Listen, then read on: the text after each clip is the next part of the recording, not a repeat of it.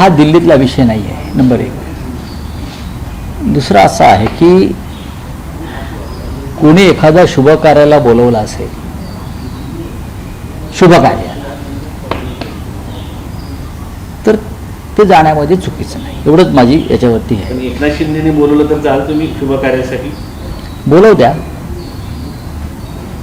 बोलवू द्या. त्यांच्याकडे आता कोणतं शुभ कार्य आहे असं मला दिसत नाही, कारण त्यांची सगळी कार्य पार पाडलेली आहेत. तर एखाद्याने शुभ कार्याला कुठे बोलवलं असेल, मंगल कार्याला बोलवलं असेल, तर तेवढ्यापुरते कटुता दूर ठेवून जर कोणी गेला असेल तर त्याच्यावरती अशा प्रकारचे प्रश्न विचारणं किंवा बातम्या देणं मला काही योग्य वाटत नाही. ती काय राजकीय जागा नव्हती. ठीक आहे, आता विषय नवीन घ्या. हा, राष्ट्रीय पातळीवर जर खऱ्या अर्थानं बदनामी झाली असेल, तर राष्ट्रीय पातळीवर जर तुमच्या पक्षाची बदनामी झाली असेल तर त्याच्यामध्ये मोहित कंबोजचा विषय होता. नाही, ठीक आहे, आम्ही करू ना. बघा, शेवटी हा संघर्ष हा संपत नाही कधी, हा संघर्ष सुरूच राहतो. पण त्या कार्यक्रमाला, त्यांच्या काही कौटुंबिक कार्यक्रमाला अनेक लोक उपस्थित होते. त्याच्यामध्ये थोड्या वेळापुरते आदित्य ठाकरे उपस्थित होते असं मला आत्ता मी वाचलं कुठेतरी, आणि बोललो की अशा एखाद्या मंगळ कार्याला कोणी बोलवलं असेल तर त्याच्यावरती तुम्ही राजकारण किंवा राजकीय दृष्ट्या पाहू नये. आणि प्रसाद लाड यांच्या मुलाच्या लग्नाला ज्यावेळेस उद्धव ठाकरे गेले त्यावेळेस तुम्ही म्हणलात की ती भूमिका मला पटली नव्हती, किंवा ज्या प्रसाद लाड यांनी शिवसेना दगड मारण्याच्या अनुषंगाने विधान केलं होतं तिथे त्यांना मला पटलं नव्हतं. बघा, हा राजकीय विषय नाही असं मी वारंवार सांगतो.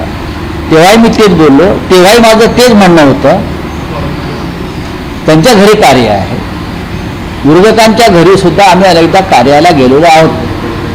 बाळासाहेब गेले आहेत, आम्ही गेलो, शरद पवार जातात, पण हे तेवढ्यापुरतं असतं. बाकी आमचा वैचारिक संघर्ष जो असतो तो थांबत नाही.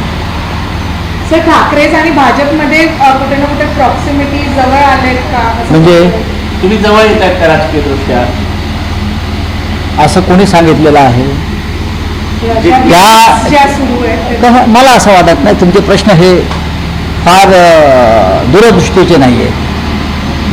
भारतीय जनता पक्षाबरोबरचा आमचा संघर्ष हा आम्ही सुरू केला नसून हा संघर्ष त्यांनी सुरू केला 2014 पासून. जसं इराणवर अमेरिकेने युद्ध लादलं आणि इराण लढतंय आणि अमेरिकेला माघार घ्यावी लागते किंवा इस्रायलला माघार घ्यावी लागते, आम्ही त्या भूमिकेत आहोत. दोन असंतुष्ट लोकांचं थोड्याफार काळ जमतं असं म्हणतात राजकारणात. काय? दोन असंतुष्ट लोकांचं थोड्याफार काळ राजकारणात जमतं. महाराष्ट्राच्या राजकारणामध्ये सत्तेत असलेले दोन नेत्यांचा संघर्ष सुरू आहे, त्यात तुमचे खासदार फुटणार असं सांगितलं जातं. आमचे खासदार अजिबात फुटणार नाही. आमचे 9 खासदार आहेत आणि शेवटपर्यंत 9 खासदार राहतील. या म्हणजे ही पुढली निवडणूक होईपर्यंत. तुम्ही वारंवार ज्या काही बातम्या पेरल्या जात आहेत फुटण्याच्या, फोडण्याच्या, ही एक विकृती आहे. हे पारदर्शक राजकारण नाही, महाराष्ट्रात राहिलेलंच नाही, देशात राहिलेलं नाही. पण शिवसेनेचे खासदार फुटणार, फोडणार, फुटणार, फोडणार, ऑपरेशन टायगर करणार, अमुक करणार, तमुक करणार. तुमच्या खुर्चीखाली सुरुंग लागले ते आधी बघा, आणि ते भाजपनेच लावलेले आहेत. त्याच्यावर तुम्ही चिंतन केलं पाहिजे. शिवसेना आहे त्या परिस्थितीमधून फिनिक्स पक्षाप्रमाणे आकाशात झेपावताना तुम्हाला दिसेल. चिंता करू नये. शिंदेच्या विरोधात भाजपचे काही नेते तुमच्या संपर्कात आहे का? शिंदे नाही, मी याच्याविषयी कोणतंही मत व्यक्त करणार नाही. हा विषय जो आहे हा कधी न संपणारा विषय आहे महाराष्ट्रातला. हे तुमच्या संपर्कात आहेत का, ते तुमच्या संपर्कात आहेत का? राजकारणामध्ये प्रत्येक जण एकमेकांच्या संपर्कात असतोच. विशेषतः जो शत्रू असतो तो अधिक संपर्कात असतो. पण तो मदत पण करतो आहे, हे पण कुठे ना कुठे आला. आणि जे करू द्या ना. प्रमुख आहेत त्यांनी मदत नाही. हो, पण जर कोणी मदत केली असेल, एकमेकांना केली असेल, ती कॅमेरावर सांगण्याच्या काही गोष्टी नसतात.